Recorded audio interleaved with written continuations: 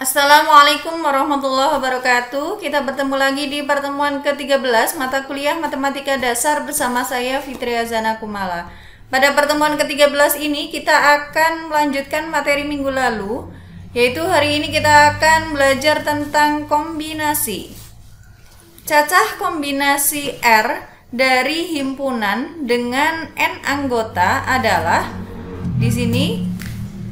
Kombinasi R dari N akan sama dengan N faktorial dibagi R faktorial dikali N dikurangi R faktorial. Pada kombinasi di sini yang harus diperhatikan adalah urutan itu tidak diperhatikan. Kita lihat contohnya. Ada berapa delegasi dengan 4 anggota yang dapat dipilih dari suatu organisasi dengan 12 anggota? Nah, di sini untuk penyelesaiannya saya jelaskan secara singkat ya. Karena delegasi tersebut tidak memandang urutan, maka kita membuat pemilihan tak terurut 4 elemen dari himpunan dengan 12 anggota. Yang berarti di sini N-nya adalah 12 dan R-nya adalah 4. Sehingga banyaknya delegasi tersebut adalah kombinasi 4 dari 12 ya, sama dengan 12 faktorial dibagi 4 faktorial dikali 12 dikurangi 4 faktorial. Di sini sama dengan 12 faktorial dibagi 4 faktorial dikali 12 dikurangi 4 yaitu 8 faktorial. Kita tahu bahwa 12 faktorial tersebut sama dengan 12 kali 11 kali 10 kali 9 kali 8 faktorial. Di sini berhenti ya pada bilangan yang sama dengan penyebutnya ya, nanti agar bisa kita coret. Dan di sini yang kita uraikan yang ada di penyebut yaitu 4 kali 3 kali 2 kali 1. Jika kita sederhanakan di sini 8 faktorial, ini kita bisa coret dengan 8 faktorial yang bawah. Ini karena perkalian ya, bisa dicoret. Lalu di sini 12, ini dibagi 4 kali 3, ini habis. Lalu ini 10 dibagi 2 ya, hasilnya adalah 5. Maka bisa kita tulis di sini 11 dikali 5 dikali 9 lalu dibagi dengan 1. 11 kali 5 itu hasilnya adalah 55 lalu dikali 9 yaitu 495. 495 dibagi 1 hasilnya adalah 495. Jadi kesimpulannya banyaknya delegasi dengan 4 anggota yang dapat dipilih dari suatu organisasi dengan 12 anggota adalah sebanyak 495. Untuk contoh yang lain di sini, Ahmad ingin mengambil 2 mata kuliah matematika dan 2 mata kuliah fisika. Bila ditawarkan 5 mata kuliah matematika dan 4 mata kuliah fisika, ada berapa cara ia memilih 4 mata kuliah tersebut? Untuk penyelesaiannya di sini Ahmad dapat memilih mata kuliah matematika dalam kombinasi 2 dari 5 ya. Berarti di sini 5 faktorial dibagi 2 faktorial dikali 5 dikurangi 2 faktorial.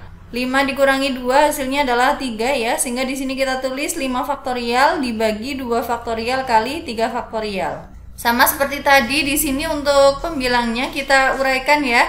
5 kali 4 kali 3 faktorial lalu dibagi dengan 2 kali 1. Ini uraian dari 2 faktorial ya.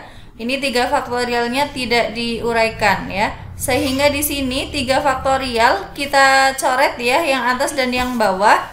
Karena ini perkalian, maka bisa dicoret di sini. Lalu 4 di sini dibagi dengan 2 ya. 4 dibagi 2 hasilnya adalah 2. Sehingga kita tulis di sini akan sama dengan 5 dikali 2, lalu penyebutnya di sini adalah 1 ya, karena yang lain sudah dicoret. 5 dikali 2 hasilnya adalah 10 lalu dibagi dengan 1. Hasilnya adalah 10. Dan di sini untuk mata kuliah fisika, maka kita akan buat ya di sini menghitung kombinasi 2 dari 4 sama dengan 4 faktorial dibagi 2 faktorial dikali 4 dikurangi 2 faktorial. 4 dikurangi 2 hasilnya adalah 2, sehingga di sini kita tulis 4 faktorial dibagi 2 faktorial kali 2 faktorial. Yang pembilangnya kita uraikan di sini 4 faktorial itu sama dengan 4 dikali 3 kali 2 faktorial Untuk penyebutnya di sini 2 dikali 1 ya, lalu dikali dengan 2 faktorial. 2 faktorial ini kita coret ya, karena ini perkalian maka bisa dicoret. Ini 4 dibagi 2 hasilnya adalah 2 ya. Sehingga di sini kita tulis 2 dikali 3 lalu dibagi dengan 1. Hasilnya adalah 6 dibagi 1 yaitu 6. Jadi, banyaknya cara Ahmad mengambil mata kuliah matematika dan fisika secara bersamaan. Di sini kata kuncinya adalah dan. Maka kita kalikan saja ya untuk cara yang pertama dan kedua. Untuk mata kuliah matematika tadi dapat diambil dengan 10 cara ya. Dan untuk mata kuliah fisika dalam 6 cara. Sehingga 10 kali 6 hasilnya adalah 60 cara. Untuk contoh yang lain di sini diberikan 25 titik pada suatu bidang datar sedemikian sehingga tidak ada 3 titik yang terletak pada satu garis lurus. Berapa banyak garis lurus yang dapat dibuat dan berapa banyak segitiga dapat dibuat berdasarkan titik-titik tersebut. Untuk penyelesaiannya di sini kita tahu bahwa untuk membuat sebuah garis lurus itu dibuat ya melalui 2 titik ya, dan pemilihan titik tersebut itu tidak tergantung pada urutannya. Maka di sini jika diberikan 25 titik maka dapat dibuat sebanyak kombinasi 2 dari 5, yaitu di sini 25 faktorial dibagi 2 faktorial dikali 25 dikurangi 2 faktorial.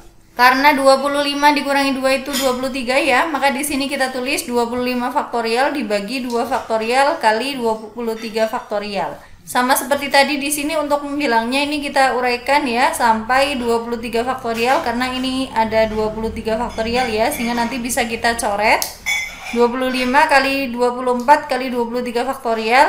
Lalu yang penyebutnya di sini 2 faktorial itu sama dengan 2 kali 1 lalu dikalikan dengan 23 faktorial ya.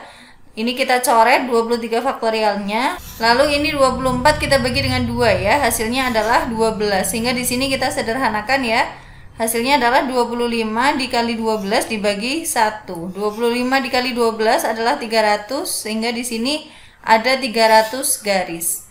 Selanjutnya di sini kita ingat bahwa jika kita akan membuat sebuah segitiga, maka kita akan memerlukan minimal itu 3 titik ya yang tidak terletak pada satu garis. Maka di sini jika diberikan 25 titik maka akan dapat dibuat segitiga sebanyak 3 kombinasi dari ini ya, 25, yaitu sama dengan 25 faktorial dibagi 3 faktorial dikali 25 dikurangi 3 faktorial. 25 dikurangi 3 hasilnya adalah 22, sehingga nanti ini pembilangnya kita uraikan sampai 22 agar bisa dicoret dengan yang ada di penyebut ya. Di sini 25 dikali 24 dikali 23 dikali 22 faktorial. Lalu yang bawah ini 3 faktorial kita uraikan ya. 3 kali 2 kali 1. Untuk 22 faktorialnya tetap. Dan ini kita coret ya, 22 faktorial kita bagi dengan 22 faktorial habis ya. Ini 24 dibagi 3 kali 2 kali 1.